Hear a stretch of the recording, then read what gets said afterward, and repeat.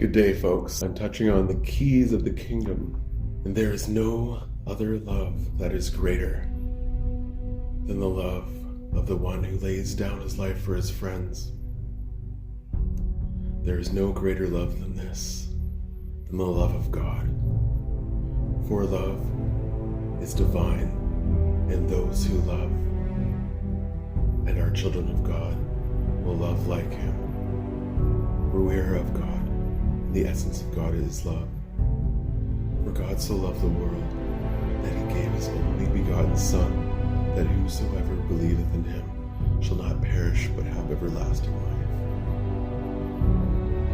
And here's a pair. Two hunters gathered all their gear up in the woods, took their guns and their traps up into the mountain to hunt venison, to bring meat for their family. One evening, one bro said to the other, "Dude, we need firewood, man. I'm gonna go and hunt for an hour. If you go and take the axe and machete and get some twigs, pieces of wood, make us a fire at the camp, bro, and I'll be there. Bring you some grub for dinner, man." So the other bro's like, "Dude, yeah, that'd be awesome." So the bro gets his axe and he's like, "See you in an hour, bro." The other bro's like, "Totally, dude."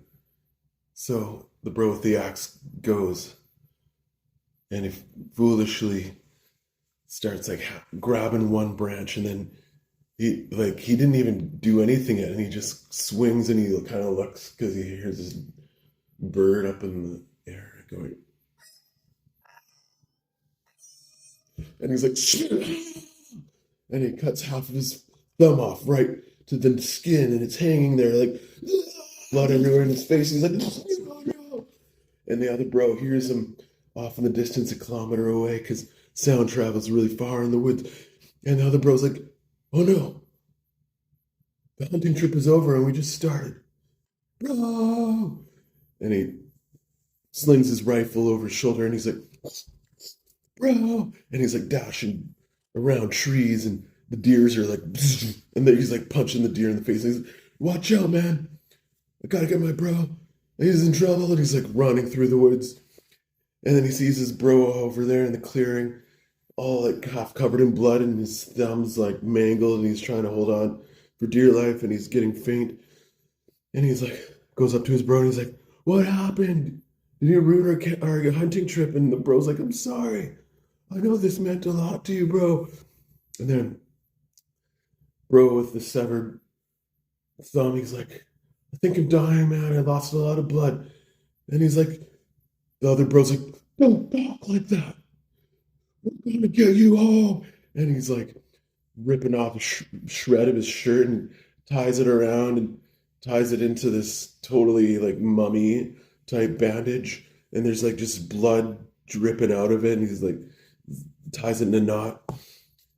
And then he's like, ties the guy's whole arm into a tourniquet around his neck and tourniquet. And he's like, "Bro, stay alive. Don't die on me." Then he grabs his bro, gets all covered in his blood, and he slings him over his shoulder. And he's like got the rifle over his other shoulder, and he's like, "Don't die on me." And he's like running down the mountain, running really hard. And he's like, "Keep breathing, Jared." And then he throws his bro into the back of the truck, and he's like, "It's only 5 kilometers to the nearest hospital. Okay, stay with me." And he gives him some whiskey, a little shot, splashes it down his throat. And he's like, pours a little bit more over the wound. And the bro's like, "Ah!" He's like, "Whoa." And, "Whoa." And then the bro's like, every couple of kilometers, he stops the truck and he goes and checks out his bro. And the bro in the back of the truck's like, "Whoa, I'm dying. Whoa." And then the other bro's like, "You stay with me. You're not gonna die today." And he's like, "Stop smacking me in the face, bro. I'm okay." And he's like, "Okay." And he drives and he's like right in front of the hospital, takes him to the hospital. He's like, "Doctor, my bro's dying. We were hunting and he cut his arm off." And the doctor's like, "Let me look at it. You might have a wait time of 10 minutes. And then the doctor bro opens up the bandage and he's like, his arm's not cut off, it's just his thumb, but it looks really bad. We're gonna have to sew it back up. And the doctor gives him some tranquilizers and puts him on like four T3s or T4s. And the mangled thumb bro is like, whoa. And he's like, doctor, is he gonna live? He's my bro, my best friend. And the doctor's like, you must really love him. And he's like, don't say that. Don't say it, doctor. Just make sure that he's okay.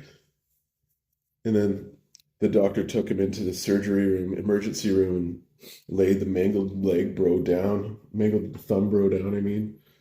And his other brother just stuck by his side the whole time and was so worried because his friend had lost a lot of blood. Fast forward to a couple hours later, and mangled thumb bro Jarrett was like, hello? Hello? And his arm was kind of in this sling that was hanging from the ceiling. And he was all sewn up with stitches, like 1,000 stitches right in here. And he's like, dude. And he looks over, and bro, D-Dog is like, are you alive, bro? I thought you were gonna die. And he leans over and he like gives him a hug and he kind of like smacks him in the face. He's like, you ruined our hunting trip, bro. And then Jarrett's like, bro, I know, I'm sorry. But you saved my life, bro. I love you, man. He's like, don't say it. Don't say it. And then the doctor looks over them and smiles, and he knows this Bible verse, greater love is a man that lays his life down for his friends. And so today, follow the example of the two bros and love someone. Pick some of them up, and show them that you love them. If they hit bottom, help raise them up, help save a life, give someone a hug. Because love is God, and to love is to do the will of God, to love someone else more than yourself. All right.